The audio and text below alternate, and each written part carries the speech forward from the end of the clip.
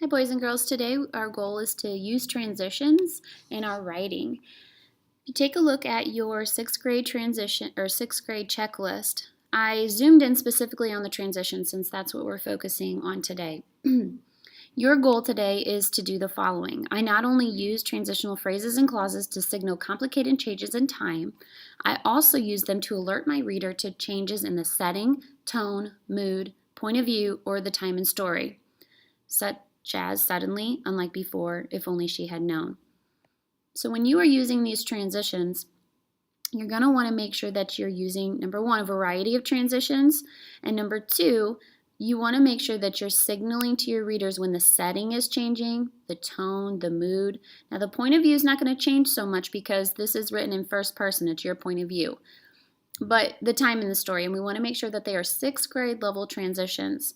Notice using things like suddenly, unlike before, if only she had known. These are 6th grade level transitions. We want to stray away.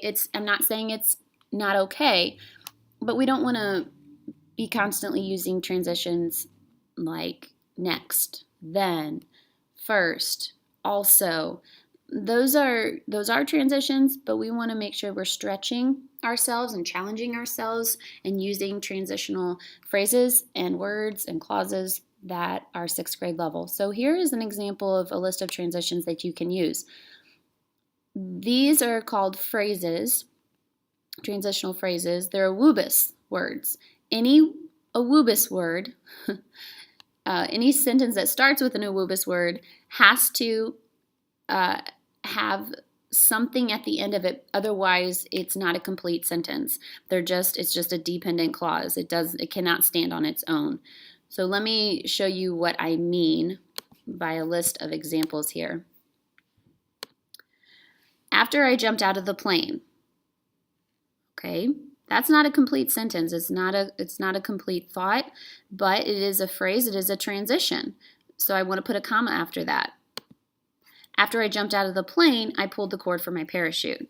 Notice how the sentence is now complete. But we do have a nice variety in our complex sentence here with the transition and showing the change in the setting. When she was crying herself to sleep, what? She noticed a text from her best friend. Notice here again, this sounds like we're going to change, let our readers know that there's a transition in the mood of the writer. While I was sitting in the car, I thought about my day. Okay, again, this is probably going to signal some type of mood, but it could also signal the setting. Since I had already yelled at my sister, I knew I was in trouble. You're signaling the readers that something is about to happen here. Notice if we did not have these transitions, most of our sentences would start with I. I pulled my parachute for the cord. I thought about my day. I knew I was in trouble. And that's why we need transitions in our writing. If we didn't have transitions, it would be really hard to read just sentences that constantly start with the same idea. And plus, it's important just to signal to our readers when we're having these changes in our writing. Another thing you can do is simply Google examples of transition words to use in narrative writing. And there's a lot of transitional phrases that you can use out there, just right at your fingertips and for your benefit. So here, using story narrative transitions, there are transitions just for argumentative writing, informative writing. So it's important that you Google transitions for narrative writing. And here's a whole list of examples that you can do. I will say you do need to have a comma after your transitions. It's the only thing I'm not real excited about this Google search that I found. Please make sure that you do have a comma after those transitions.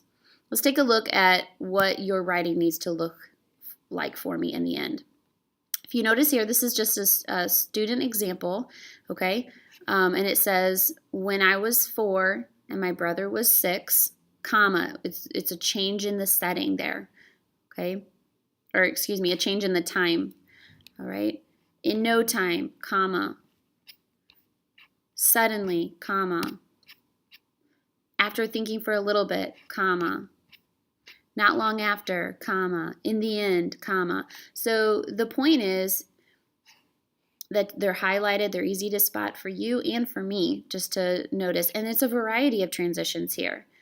I would encourage you to go to the very end of your paragraph, and this is one example we can do right away together. The very last paragraph should be your Duck Dynasty ending. It should be powerful and purposeful. It should have some type of, your theme should be connected here, a lesson that you've learned. All of those things should be right here. So you're transitioning from your narrative writing to telling your readers the lesson you've learned. So you would want to start this paragraph with some type of concluding transition. This student picked in the end. I really hope when I grow up and have kids, I can show them our tree and the concrete slab. And she goes on to explain her lesson learned. You could use a transition like in conclusion to sum it up, whatever it is, but there should be a transition at the very beginning of this paragraph. So that's one of your transitions knocked out right away for you out of the 6 that you need to have.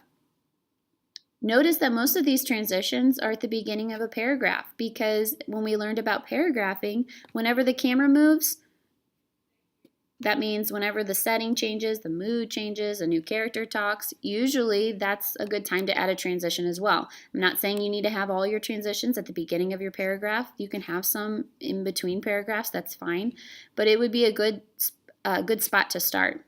Okay, so your goal, like I said, is to take a look at your 6th grade checklist, see that you are meeting all these things. You are expected to have 3 transitional words, 3 phrases highlighted in your story. Basically, don't get caught up on the 3 and 3, just you need 6, a variety of 6 transitional phrases highlighted in your story.